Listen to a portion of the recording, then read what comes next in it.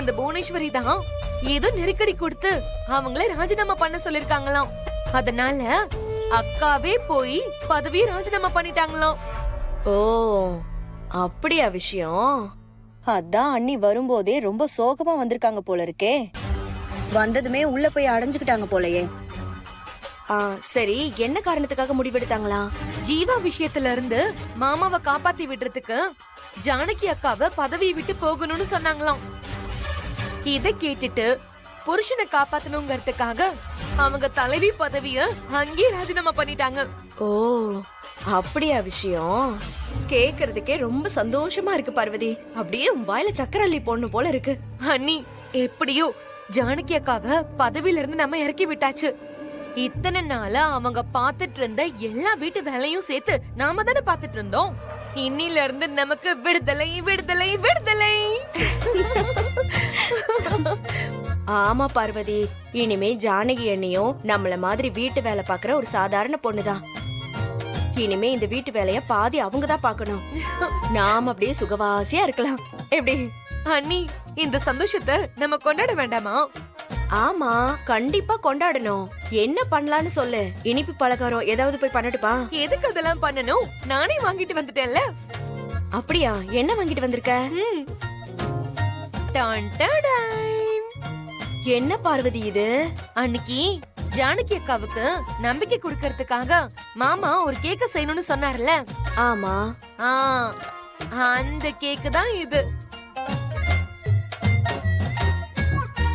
வர வழியில நான் அந்த பேக்கரிய பார்த்தேன். நாமே இந்த கேக்க வாங்க கூடாதுன்னு அப்படியே கையோட வாங்கிட்டு வந்துட்டேனே. இந்த கேக்க முதல்ல நம்ம அக்காவுக்கு தான் கொடுக்கணும். அதாவது நம்பிக்கை வரணும்னு செய்ய சொன்ன கேக்க நம்பிக்கையை இழந்த அன்னைக்கு இந்த கேக்க கொடுத்து நம்பிக்கையை வர வைக்கிறோம். அப்படிதானே? ஆமா ஆமா, அப்படிதான். குறும்பு காரிடி நீ. ஆமா, இந்த கேக்குக்கு பேரு ஏதோ சொன்னாங்களே. இட்டாலியன் கேக்கோ என்னவோ. அப்பவே கேக் வாங்கி கொடுக்கவே இல்ல. பேரா முக்கியம், நமக்கு கேக்கு தானே முக்கியம். இந்த கேக்கு கொண்டு போய் முதல்ல ஜானகி அக்கா கிட்ட கொடுத்துருவோம். அதுக்கப்புறம் நம்ம ஜாலியா சாப்பிடலாம். பிறந்த நாள் மாதிரி கேக் வெட்டி இந்த சந்தோஷத்தை கொண்டாடுறோம். அப்படிதானே? ஆமா. உடம்புக்கு ஏதாவது முடியலையா? அதெல்லாம் ஒண்ணும் இல்லைங்க. நீ மனசுல இருந்து சிரிக்கல. ஏதோ ஒரு பிரச்சனை. என்னன்னு சொல்லு. பிரச்சனை எல்லாம் எதுவும் இல்லைங்க. கொஞ்சம் களைப்பா இருக்கு, அவ்வளவுதான். உடம்புக்கு முடியலன்னா சொல்லு, ஆஸ்பத்திரிக்கு போயிட்டு வரலாம். இல்ல அதெல்லாம் வேண்டாங்க. கொஞ்ச நேரம் ஓய்வு எடுத்தா அதுவே சரியாயிடுங்க. சரி, ஓய்வு எடுத்துக்க. நான் அப்புறமா வரேன்.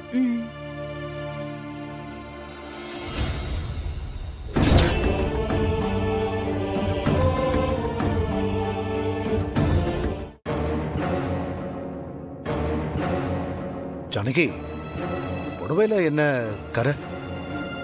ஏதோ இங்கு கொட்டின மாதிரி.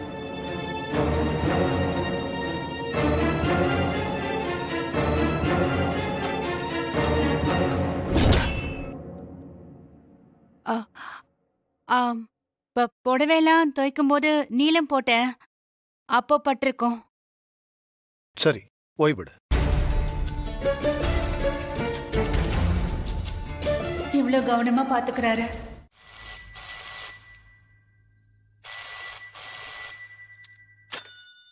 ஹலோ ஐயா, நம்ம ஊருக்குள்ள கள்ளச்சாராயம் காசுறாங்க ஐயா. என்ன என்ன சொல்றீங்க? அப்படியா? எத்தனை மணிக்கு?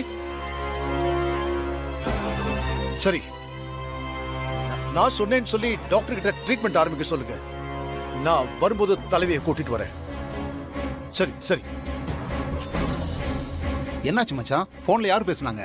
கள்ளச்சாராயம் குடிச்சு 10 பேரை உயிருக்கு போராடுற நிலைமையில அங்க ஆஸ்பத்திரியில சேர்த்திருக்காங்களா?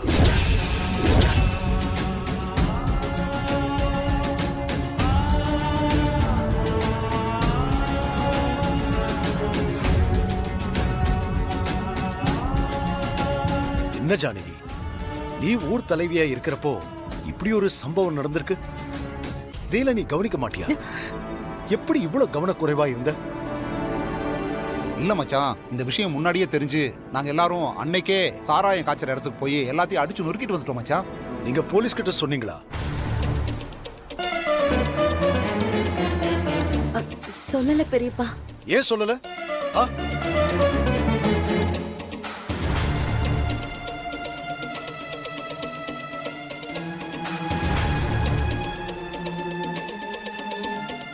பார்வதி சித்தியோட அண்ணன் மனோகர் தான் சாராயத்தை காய்ச்சினது.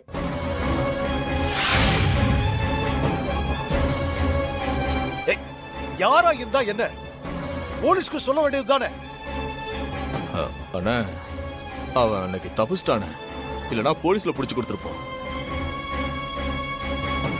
மறுபடியும் அவங்க எங்க போய் சாராயத்தை காய்ச்சினாங்கன்னு தெரியல மச்சான்.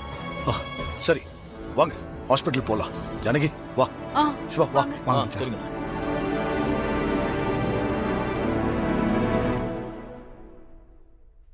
கே பார்வதி, சாராயம் குடிச்சு 10 பேர் ஹாஸ்பிட்டல்ல இருக்கிறதா சொல்றாங்களே, இதுக்கும் அண்ணன் தான் காரணம்னு சொல்லி அவர் எதுவும் கைது பண்ணிட போறாங்க.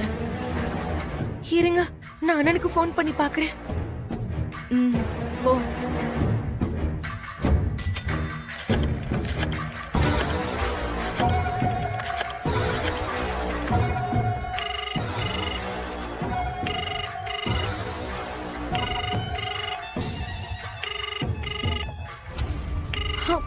அண்ணன் எடுக்க மாட்டேங்கிறாரு. இப்ப என்ன ஆக போகுதுன்னு தெரியல. பார்வதி, நீ எதுக்கும் கவலைப்படாத, எல்லாமே நல்லதா தான் நடக்கும். இல்ல அண்ணி, எல்லாருமே அண்ணன் மேலதான் பழி போட்டு போறாங்க. என்ன செய்யறதுனே தெரியல அண்ணி, ரொம்ப பயமா இருக்கு. என் அண்ணன் அந்த மாதிரி ஆளே கிடையாது அண்ணி.